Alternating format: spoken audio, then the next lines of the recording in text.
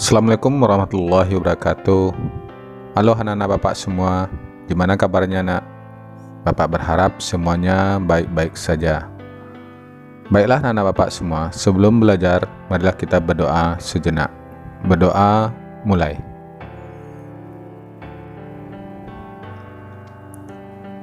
Selesai. Adapun pembelajaran kita hari ini adalah tema 1. Selamatkan makhluk hidup. Subtema 3, ayo selamatkan hewan dan tumbuhan. Pembelajaran 3. Adapun muatan yang terkandung di dalam pembelajaran ini yaitu bahasa Indonesia dan IPA. Adapun KD atau kompetensi dasar dari bahasa Indonesia yaitu 3.1, menyimpulkan informasi berdasarkan teks laporan hasil pengamatan yang didengar dan dibaca. KD 4.1, menyajikan simpulan secara lisan dan tulis dari teks laporan hasil pengamatan atau wawancara yang diperkuat oleh bukti. Kemudian muatan IPA, KD 3.1, membandingkan cara perkembangbiakan tumbuhan dan hewan. 4.1, menyajikan karya tentang perkembangbiakan tumbuhan. Adapun tujuan pembelajaran kita hari ini adalah setelah mengamati dan mencari informasi, siswa mampu mengidentifikasi cara pelestarian hewan atau tumbuhan dengan tepat. Yang kedua, setelah berdiskusi, siswa mampu membuat poster tentang pelestarian hewan atau tumbuhan dengan detail. Yang ketiga, setelah membaca teks, siswa mampu menemukan ide pokok dengan bantuan diagram. Yang keempat, setelah menemukan ide pokok dari teks yang dibaca, siswa mampu membuat penilaian terhadap suatu kesimpulan dengan detail. Kamu telah mempelajari tentang pentingnya melestarikan hewan dan tumbuhan. Adakah yang dapat kamu lakukan untuk mempercepat perkembangan tumbuhan? Ayo mengamati. Nah, sekarang coba Anda perhatikan perkembangbiakan generatif di bawah ini. Silakan diamati gambarnya ya nak. Sekarang perhatikan gambar perkembangbiakan vegetatif buatan seperti cangkok, setek batang, dan menyambung.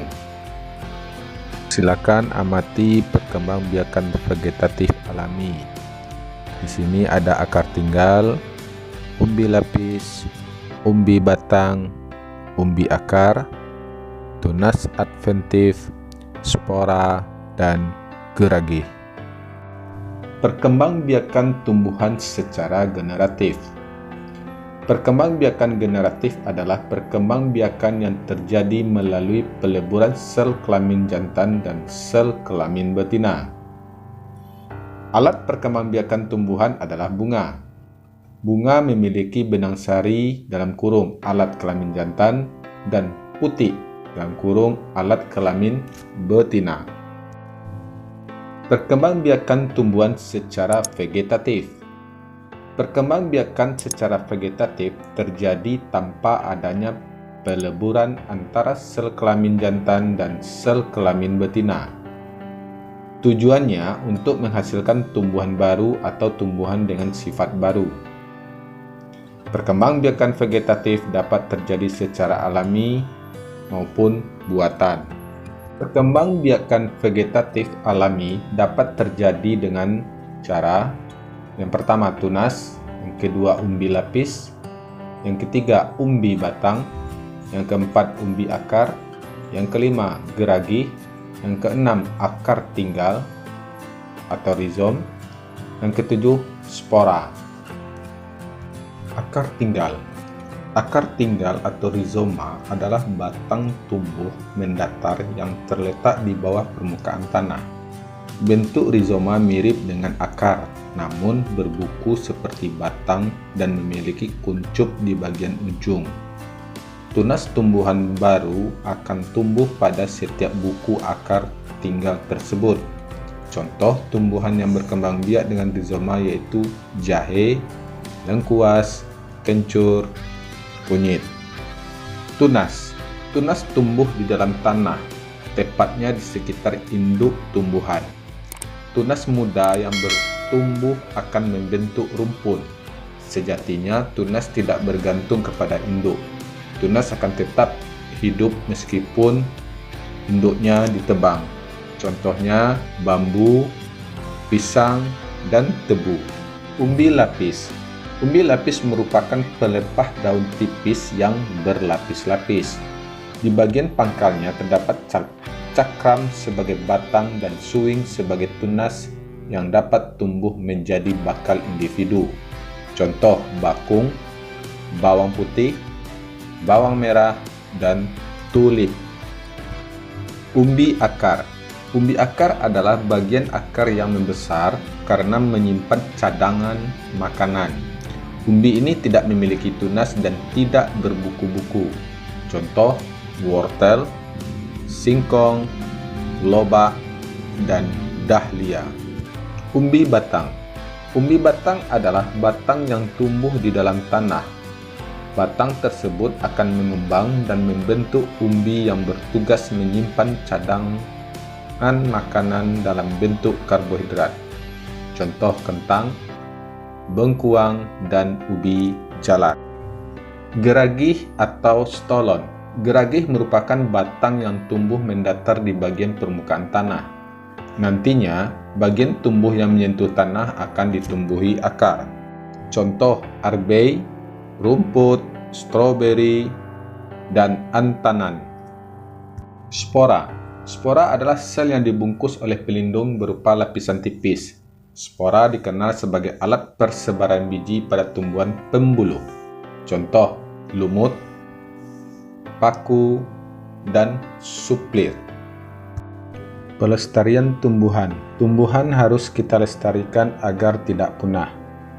Berikut upaya-upaya yang dapat dilakukan untuk melestarikan tumbuhan. Yang pertama, mengembangbiakkan tumbuhan yang sudah kita manfaatkan, misalnya mengembangbiakkan tumbuhan secara vegetatif alami atau vegetatif buatan. Yang kedua, tidak menebang pohon sembarangan. Yang ketiga, melakukan tebang pilih, artinya menebang pohon dengan memilih ukuran dan usia tumbuhan yang sesuai.